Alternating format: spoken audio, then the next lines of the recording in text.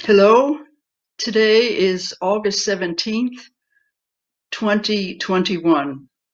I am Michelle Rasmussen, Vice President of the Schiller Institute in Denmark, interviewing Helga Zepp-LaRouche, the founder and international president of the Schiller Institute.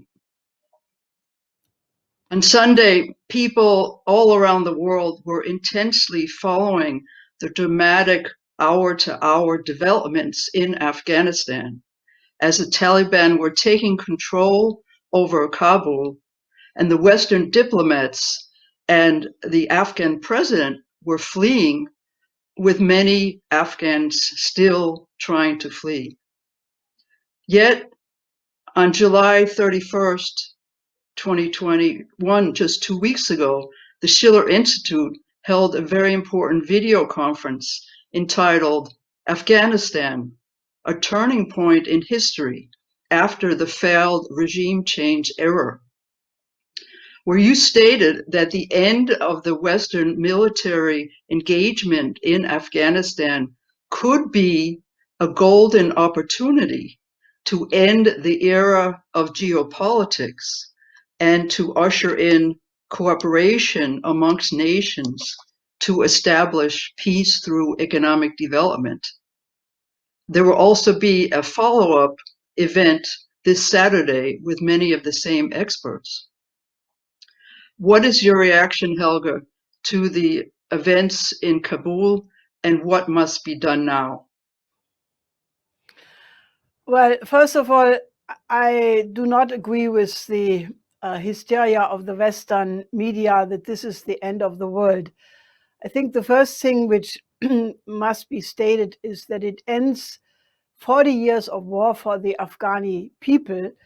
And if people have any sense of what it means to live in such a long war, all the suffering of the civilians, all the terrible things people had to endure in terms of drone attacks, in terms of anxiety, I think, first of all, it's very good that the war is ended.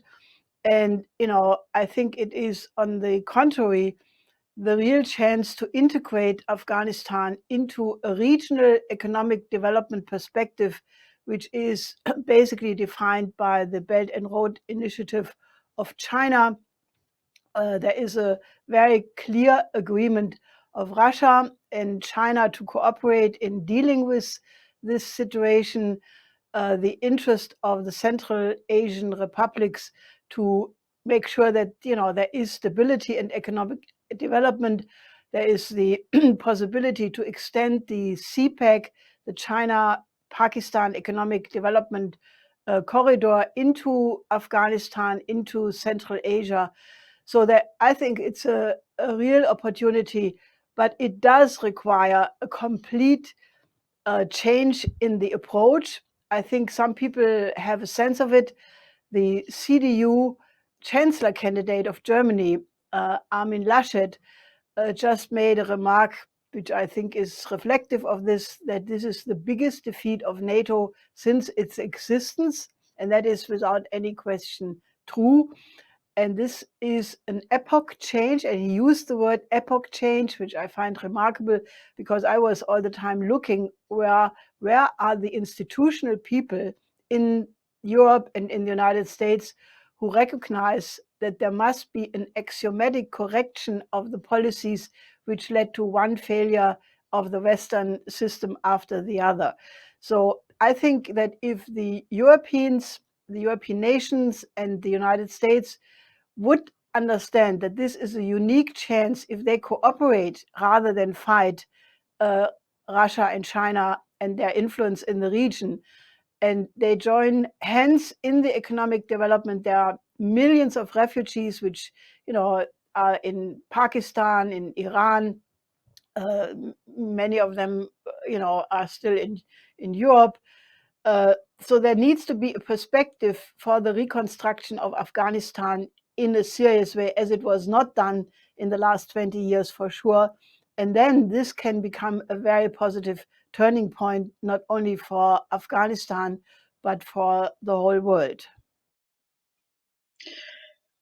Does this also give us, as you mentioned, can you explain more how this could be the opportunity for the United States and for Western Europe, instead of considering China, also Russia, as the main enemy. In fact, some have said that the pullout from Afghanistan was to rather refocus the attention on building up for provocations against China and Russia.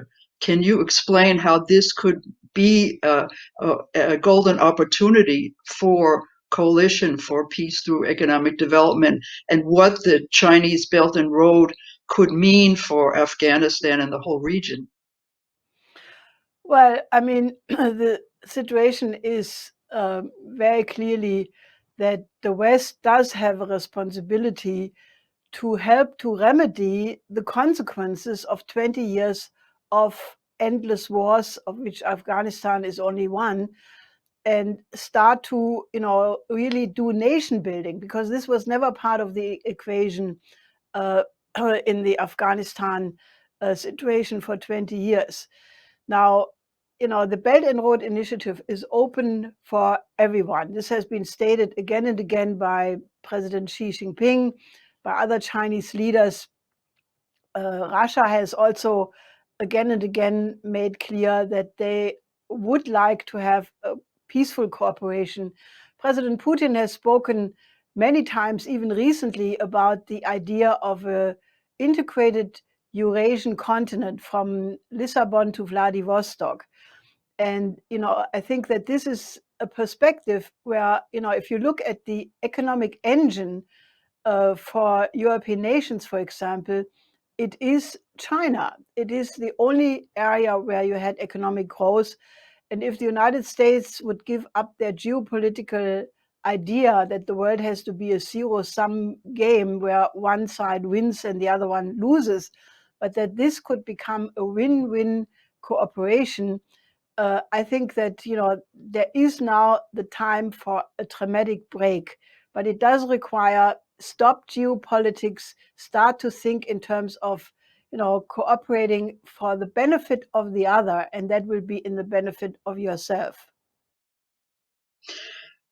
Some are saying that the initial idea of going into Afghanistan was correct to deal with terrorism, harboring of terrorism, but then the second part of the building democracy is what failed. But do you really think that it was necessary to go into Afghanistan? And what about all the regime change wars that have been going on actually since after the end of World War II? Well, I have said many times, and we published even many articles in the white paper uh, already 11 years ago, where I made the point that this war was ill-defined from the very beginning, because if you remember, the pretext of it was 9/11, bin Laden, supposedly that the Taliban harbored bin Laden in Afghanistan, then NATO Article 5 was declared, and that's how the whole NATO involvement started. But, as it is still the subject of an ongoing court case in the United States, the circumstances of 9/11 were very different than, the official story.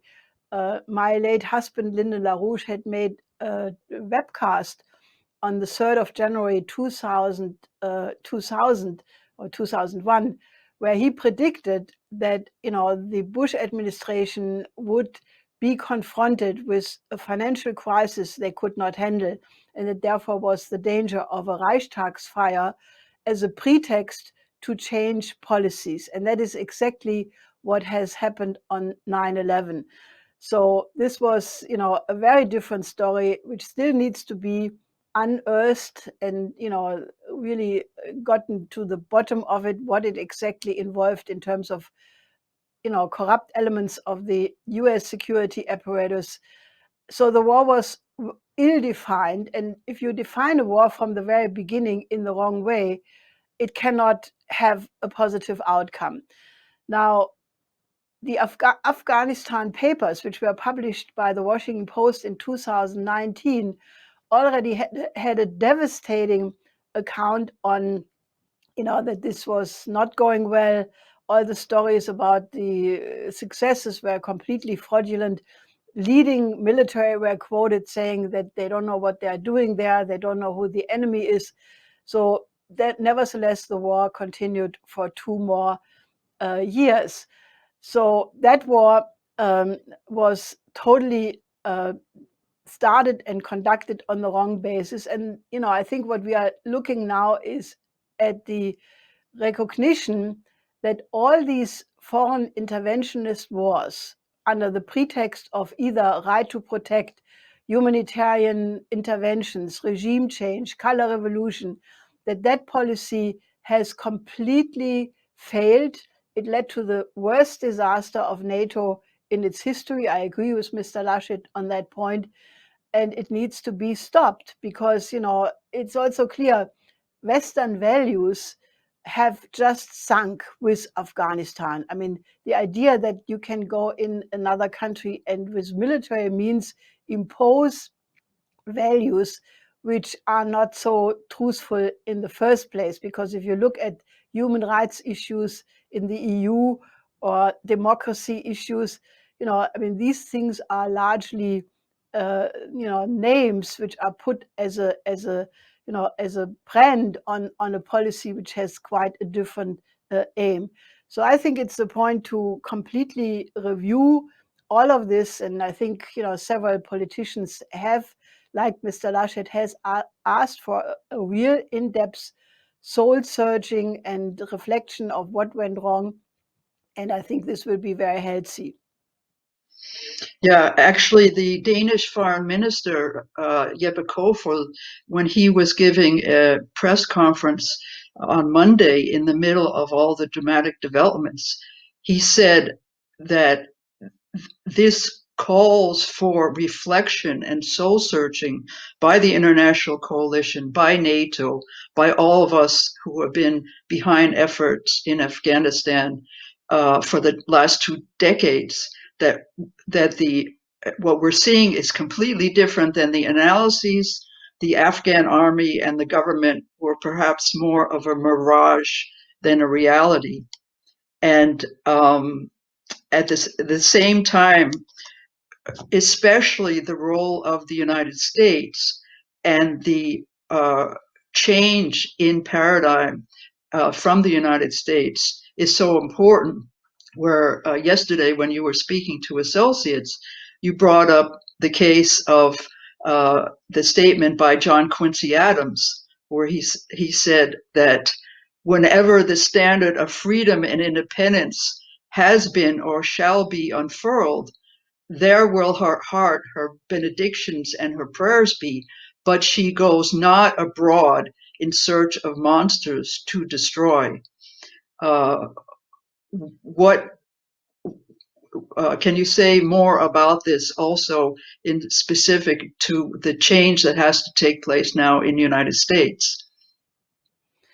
Well, the quote you mentioned from John Quincy Adams, is really putting the point on, the flaw, because with the Anglo-American special relationship, the United States has tried to adopt the model of the British Empire and create an unipolar world, and eliminate any regime which does not go along through regime change, color revolution, or any kind of intervention with NGOs. This has become now clear to the whole world. And the United States, fortunately, has this tradition of being a republic. John Quincy Adams not only said it's not the point to chase foreign monster, but to create an alliance of perfectly sovereign republics who are united by the common good of all. And I think that is being called for. So if the United States would, really see that it is in their own interest. First of all, their interest was not served through these foreign interventionist wars. They lost an incredible amount of image, of reputation. The West in general, is this Afghanistan debacle has damaged the reputation of the West in general, but the United States in particular. So there is no continuation on this way. If, however, leading institutions and personalities in the United States and European nations would say, okay, we made a mistake, and now we change our view, we cooperate with Russia and China in the construction of a new paradigm where sovereignty is respected and the interest of the other is part of the equation, then we could be at the beginning of a beautiful new era. And, I think that is the kind of discussion what is needed right now. What about Afghanistan itself? There are many people who are afraid of what the control of the Taliban will mean.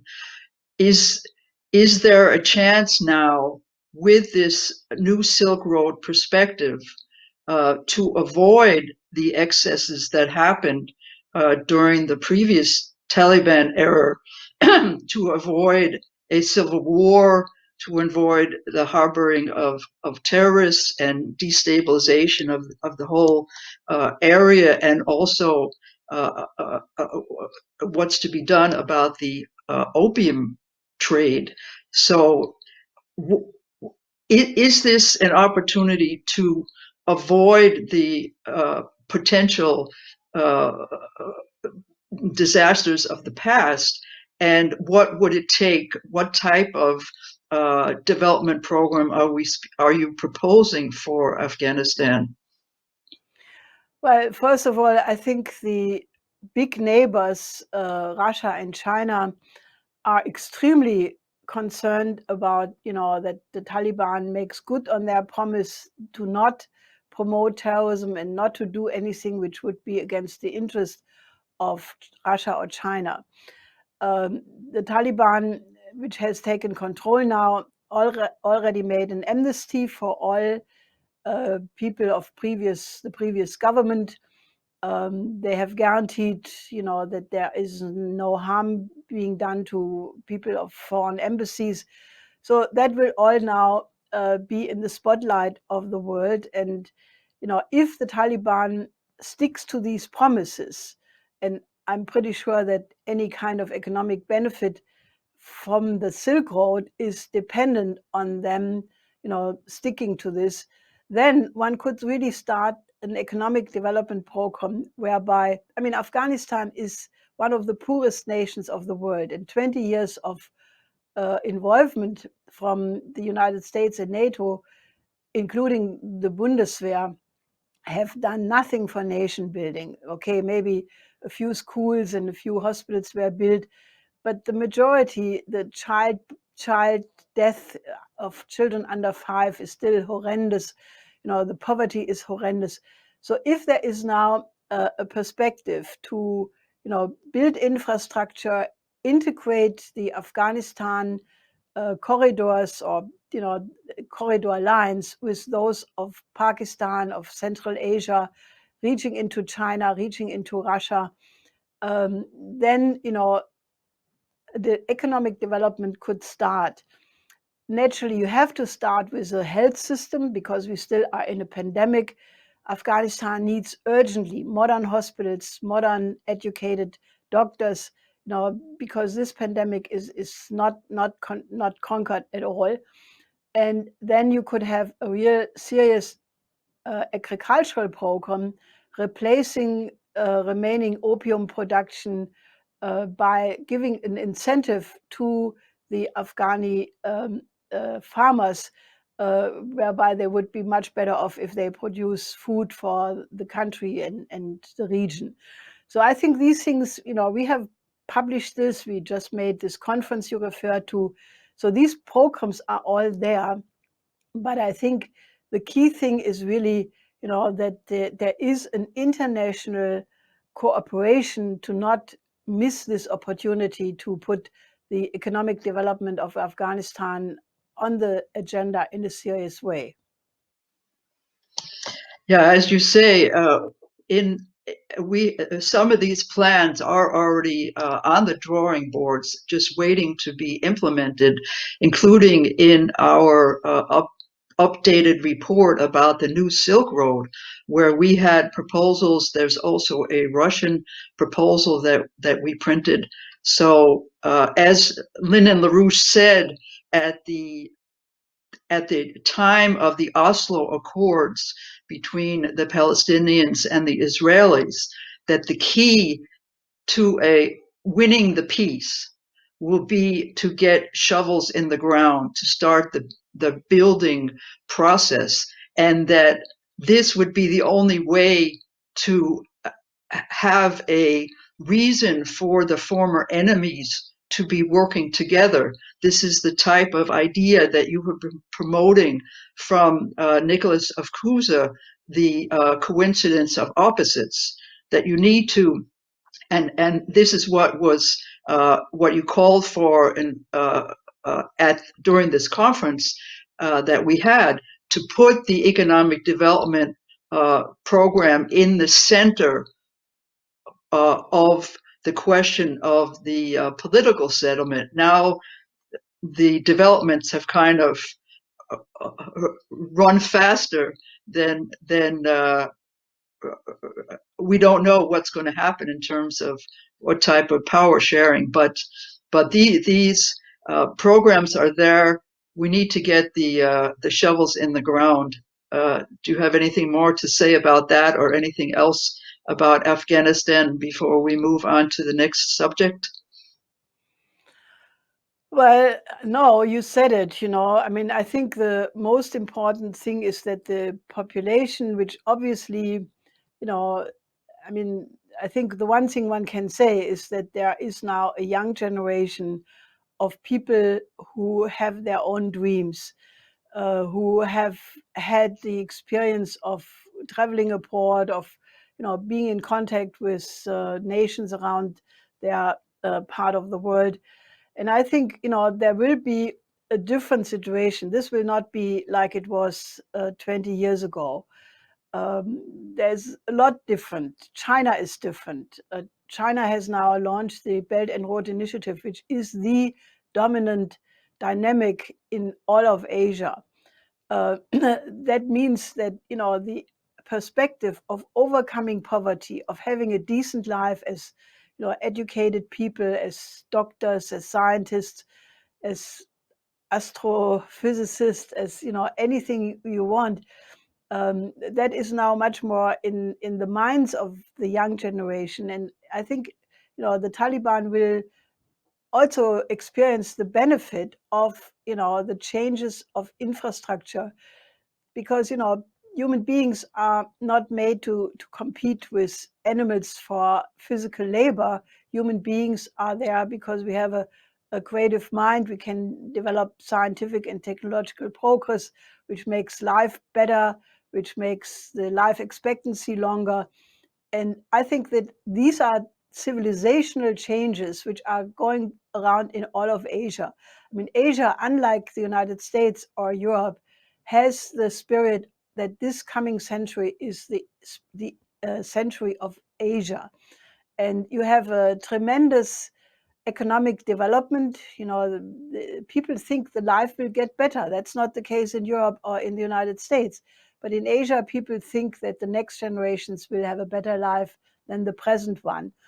And there is also, everywhere a connection to the old traditions, in part 5,000-year-old histories.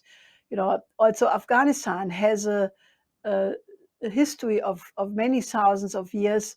It was a great civilization around the time of the Greek period, the Greek classical period. And there is a lot of archaeological work which needs to be still done. So the connection of the future and the great tradition. I mean, this area was known to be the land of the 1,000 cities. I mean, there is a lot, which I think is now working for the benefit. And I'm actually optimistic that if the world community responds positive to this moment, it can be the beginning of a new era of the region and of mankind. Another very important subject, the LaRouche Legacy Foundation held its first video conference this past Saturday, August 14th, with the title, On the 50th Anniversary of Lyndon LaRouche's Stunning Forecast of August 15th, 1971, 50 years ago. So are you finally willing to learn economics? And it had speeches from you, from other LaRouche associates, and from people around the world who have studied your husband, Lyndon LaRouche's works.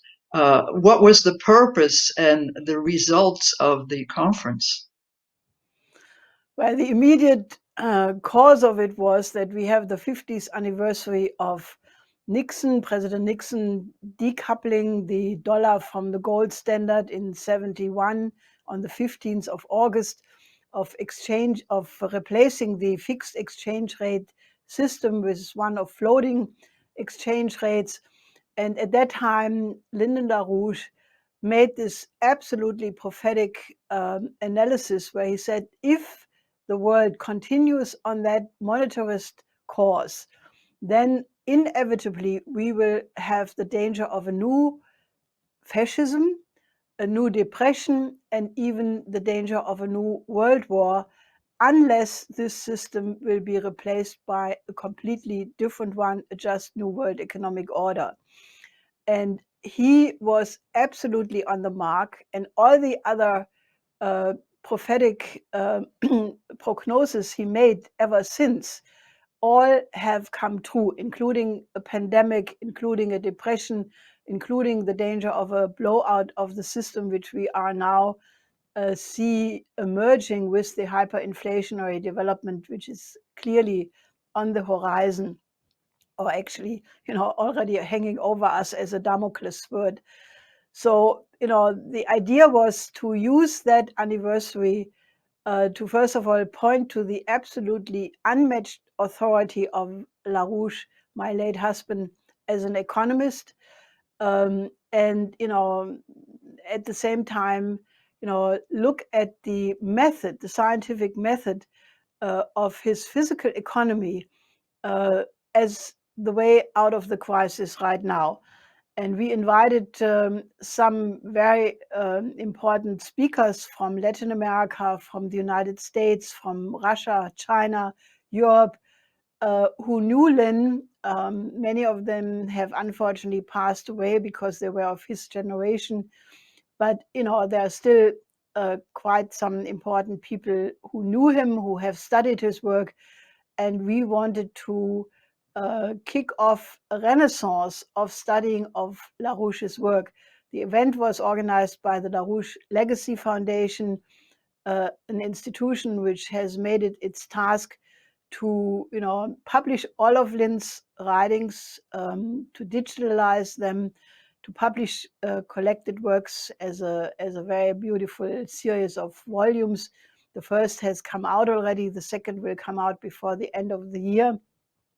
So I think this was an incredibly beautiful celebration of both the importance of the method of his analysis, but also a reflection of how easy it would be to fix the world if people would concentrate on these solutions. So you should absolutely watch this event because it was a pure joy. Yeah, one of the points that was raised during the conference fits very well into what we were discussing about Afghanistan, because I think it was Paul Gallagher who made the point that the original Bretton Woods system that was designed by Franklin Roosevelt was supposed to be based on the end of the colonial system, that in order to both bring political freedom to the former colonial nations, but also economic development, it would depend on high technology exports machines, tractors, all type of things from United States, from the industrial countries, as a way of building up the poorer countries and also as a motor for economic growth in the industrial countries. And that idea never occurred because of the small minds of Truman and being manipulated by Churchill. But how do you see this in terms of not only Afghanistan, but the perspective that we again mobilize the capabilities, the industrial and also the scientific and technological capabilities of places where you could say former industrialized nations, where there's now great problems also because of the pandemic, and as we have spoken about, create a lot of jobs for the purpose of finally bringing economic development to the poorer countries. Well, there is a lot of concern about the so-called competition of the systems between the West and China, because what China obviously has accomplished since 2013, since Xi Jinping put the new Silk Road on the table, this is only 8 years, but in these 8 years you have seen an incredible development of infrastructure, the largest infrastructure program in the history of mankind. It affects 150 countries. So, it is very clearly a way to overcome poverty. China has done that for its own population. It has given an example to the developing countries that it can be done. And, it is now very clear that economic development, economic corridors are much better than to turn the developing countries into aircraft carriers for the US military machine. It's much more attractive to participate in economic development and overcome your own problems than having lots of modern weapon systems. Like in Afghanistan, the army was equipped with extremely highly sophisticated weapons. Did the Afghani army use them? No, they dropped them because they did not believe in the system which would be associated with that. So now the Taliban has a lot of these modern weapons. So I think if people are serious and really learn the lesson, then economic development is the way to go. Peace through development.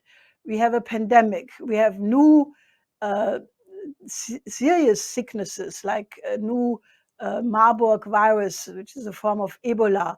We have a new fungus. These are all bringing very really the danger of a biological holocaust, which is what my husband had been warning about since 1973. In order to defeat that, we need all countries to work together. So, if European nations, Asian nations, the United States would all say the number one priority is to overcome poverty, to make sure no child is dying of hunger anymore, because we have the technologies to make that completely obsolete. It's not necessary to have a modern health system in every country. The area of freedom, the degrees of freedom which would lie in this cooperation, including space cooperation, putting villages on the moon, cities on Mars, thinking in terms of 2-3 generations from now, interstellar travel. The universe is so big, that I think the present condition is a relic. It's like a dinosaur which you will only see in the museum in a couple of years from now, but the geopolitical thinking will not be part of humanity if that humanity is going to survive. So why not leave it, just end it and start an era of cooperation, and then people will be proud to be part of this generation which has made that jump. And we could have the perspective of, if we do the right thing, who knows how many wonderful discoveries will come from the children who will be brought up in Afghanistan under better conditions if we do the right thing. So I urge our seers to watch the Afghanistan video conference that we had 2 weeks ago, and also the conference that we're going to have on Saturday. And we, as you said, Helga, we have to use the shock of the recent days development to seize the opportunity to establish a new international paradigm of peace through economic development.